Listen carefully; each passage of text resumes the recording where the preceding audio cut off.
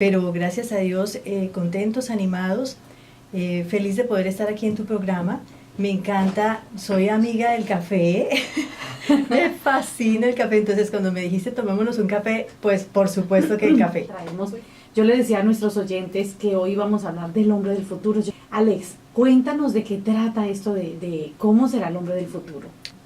Fijémonos que el hombre del futuro son los jóvenes de hoy, los adolescentes de hoy, la infancia de hoy, nuestros niños, ellos son los hombres del futuro. Yo quiero preguntarle a Alexandra, ¿cuál es la mejor manera, cómo nos podemos, Alexandra, enfrentar a este hombre del futuro? Para poder hablar del hombre del futuro, es interesante mirar un poco el pasado, porque acuérdate que cuando uno no conoce lo que ha ocurrido en el pasado, estamos, yo podría decir que condenados a repetir los mismos errores.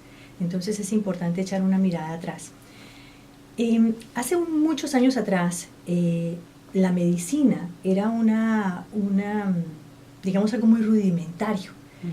Es una de las profesiones más viejas que ha habido en la historia del hombre.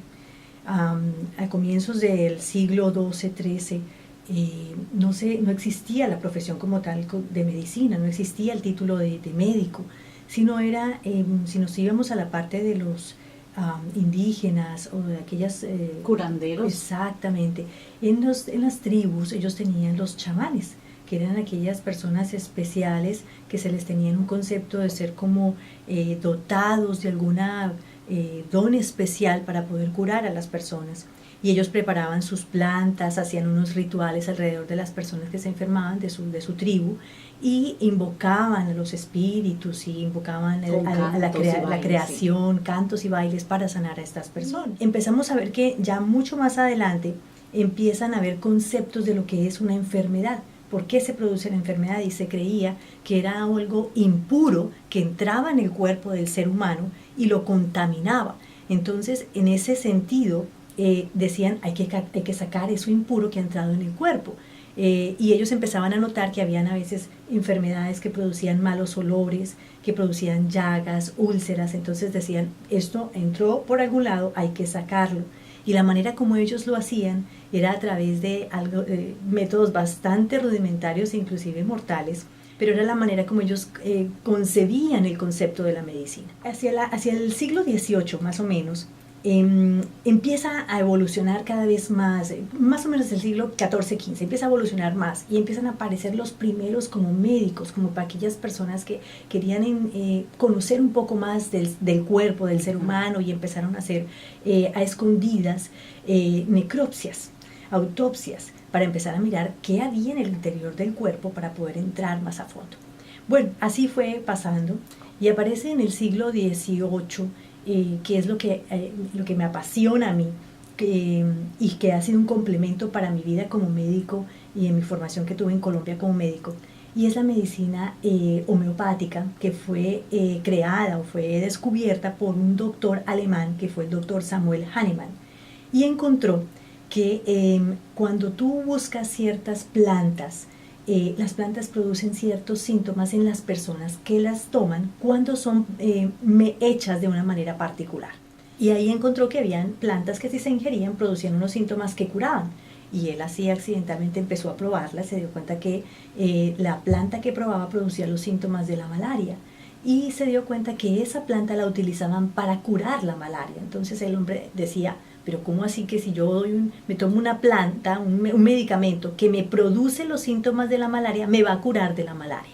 Entonces es uno de los principios de las terapias alternativas, en especial de la homeopatía, en donde se dice que cuando tú similas o produces algo similar a lo que el paciente tiene, es como si el paciente o el cuerpo se mirara a sí mismo frente a un espejo y pudiera identificar lo que le está produciendo enfermedad para poder a sí mismo reconocer lo que está causando daño y sanar. Que los médicos, digámoslo así, en esa época no podían entender cómo las plantas o cómo produciendo los síntomas de la misma enfermedad podría la persona curarse. Entonces, se establece entonces que la ley de la similitud, que si yo busco algo similar a lo que yo tengo, puedo buscar una alternativa, una opción de tratamiento, y es uno de los principios de la medicina homeopática y de otras terapias alternativas. El principio de sanar o de curar es mucho más profundo de lo que nosotros aparentemente sabemos. Entrando ya un poco más en materia, ¿verdad? Cuando nosotros miramos ahora el mundo actual, nosotros vemos que definitivamente la medicina que más ha perdurado, por decirlo así, ha sido la medicina convencional, que es la medicina en la cual tú vas, le dices al doctor, tengo un dolor de cabeza, y él te dice, vamos a tomar algo para el dolor de cabeza, y te quita el dolor de cabeza. Pero resulta que pasa algo bien interesante, que es a lo que yo pienso que debe enfocarse la medicina del futuro. A comienzos del siglo XIX y a finales del siglo XVIII, cuando tú ibas en Estados Unidos a manejar un paciente, los médicos de esa edad, o el paciente en esa época, tenía dos opciones, y encontrabas el médico de la terapia alternativa, o sea, encontraban hospitales homeopáticos, y encontrabas al frente hospitales de medicina convencional. En esa época los pacientes eran compartidos dentro de las dos terapias, dentro de los dos tipos de medicina, porque el paciente era el centro de atención. Entonces, en esa época, fuera del celo profesional, estaba la salud del paciente, que era lo mejor para él. Entonces los pacientes no tenían una mejor opción de tratamiento, y el paciente podía inclusive escoger o una u otra o las dos simultáneamente. Eso se perdió. Después del siglo XIX, a mitad del siglo XIX, los hospitales homeopáticos fueron completamente abolidos. Entonces quedó solamente la medicina convencional. Además, el auge de los antibióticos fue un boom grandísimo, que afortunadamente también fueron creados, porque con eso se ha salvado muchísimo la humanidad y los seguimos necesitando. Pero se abolió esa parte de la terapia alternativa. ¿Qué está pasando ahora? Resulta que de la terapia convencional tiene sus indicaciones, y yo pienso que la medicina también alternativa tiene sus indicaciones. Yo no puedo manejar un paciente con un infarto con terapia alternativa. Es un paciente que debe ir a medicina convencional y empezar todo el tratamiento y el protocolo de un paciente con un infarto o con una sospecha de un preinfarto. Algo importante, que es la clave del futuro, y es el manejo de la parte emocional del paciente, la parte mental del paciente, sí, que no se tiene en cuenta en la medicina convencional, o se tiene en cuenta pero de la siguiente manera. Cuando tú vas donde el médico y le dices, me siento deprimida, o estoy muy ansiosa, o tengo demasiado estrés o ansiedad, el médico de pronto te dice, ¿sabe qué? Vamos a formularle un ansiolítico, decir algo para quitarle la ansiedad, o otra vez volvemos a lo mismo, eliminar el síntoma. O démosle un antidepresivo, o de pronto lo remito a donde un psiquiatra, o de pronto va donde un psicólogo para que le haga algo de sesiones en donde usted pueda hablar de lo que usted siente, etcétera, etcétera. Pero no hay una búsqueda más profunda de la causa que lleva al paciente a la enfermedad o al síntoma emocional. Yo tengo pacientes con diabetes que están en tratamiento con su medicina convencional porque deben seguirlo, ¿verdad? Yo no estoy erradicando la medicina convencional, lo contrario, debemos trabajar en equipo. Eso es lo que yo quisiera, que trabajáramos en equipo. Y cuando tú entras más a fondo a averiguar, bueno, ¿desde cuándo empezó su diabetes?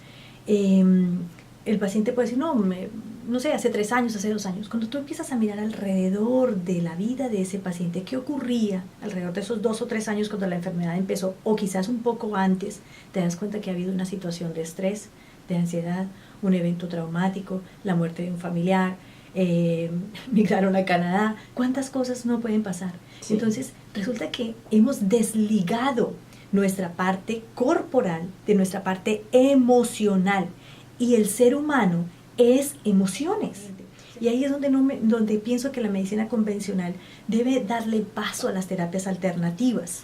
Dinos, ¿cómo podemos ayudar para que nuestros hombres del futuro realmente sean nuestro futuro y no la destrucción? Digámoslo así.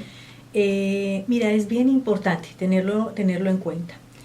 Cuando nosotros miramos cuáles son las causas por las cuales los adolescentes, los jóvenes, los niños de hoy se enferman, o de qué están muriendo, empezamos a identificar qué es lo que está pasando, cuál es el hombre del futuro, porque antes de mirar cómo manejarlo o hacia dónde dirigirnos, hay que identificarlo. como tú dices, los niños de hoy, los adolescentes de hoy, se enfrentan a una tecnología inmensa. La tecnología está en sus manos todo el tiempo, está absolutamente disponible, decirlo así. Es una población que está más en una movilización más pasiva y más rápida. ¿Qué quiero decir con esto? El acceso a los carros, a los aviones, a los trenes, los hace tener una movilización más rápida, pero pasiva, es decir, no hacemos ejercicio. Ya tengo digito en mi celular, en mi computador, y ya no necesito hacer el handwriting, ¿no? El escribir con mi mano, ya no lo necesito. Entonces, todo esto lo lleva a un cambio total en su manera de pensar, de actuar y de comportarse. ¿Qué sucede? Cuando tenemos familias, también, que ese es otro aspecto que olvidaba describir y es muy importante, cuando estamos en una familia que no hay familia, en donde no existe el concepto de familia, en donde nos separamos y los hijos son los que viven el fruto de esa separación, el fruto de envidias, los papás ahora no solamente se separan, sino que además se odian. El mundo que rodea a este hombre del futuro, ¿de qué se está enfermando? ¿A qué se va a tener que enfrentar la salud en unos años? Pues a un joven que no tiene valores, a un joven que está lleno de frustraciones, a un joven que ha aprendido más quizás la agresividad del ambiente que el amor, a un joven que tiene la tecnología a su avance y puede hacer lo que quiera con la tecnología al lado. Y no estoy diciendo que la tecnología sea mala, lo contrario, la tecnología es muy buena y ha sido un regalo que el Señor nos ha otorgado, pero mal usada es un peligro, mal usada es un peligro.